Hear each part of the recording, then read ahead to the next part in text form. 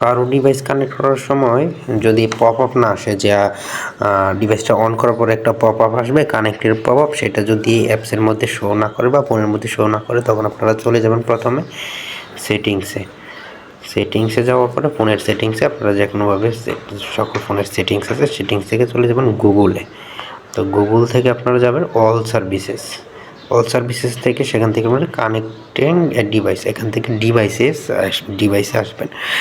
ডিভাইসে আসার পরে এখান থেকে সেভ ডিভাইসে ক্লিক করলে আপনারা এখানে দেখতে পারবেন যে আপনাদের ডিভাইসগুলো শো করবে। তো এখান থেকে আপনারা অটোমেটিকলি প্রথমে আপনার ওই ডিভাইসের উপর ক্লিক করবেন। তো আমি আমার ডিভাইসের উপর ক্লিক করবো, এখান থেকে ফরগট দিয়ে নেওয়ার পরে আপনার এখান থেকে বের হয়ে এখানে অটোমেটিক ডিভাইস টেস্ট, এটা হচ্ছে টার্ন অফ করে দেবেন। এটা টার্ন অফ করে দেওয়ার পরে এখান থেকে বের হবেন। বের হওয়ার পরে আপনারা আবার ডিভাইসটি চালু করবেন, মোবাইলের ব্লুটুথ চালু করবেন, ব্লুটুথ এবং লোকেশান দুইটা চালু করবেন।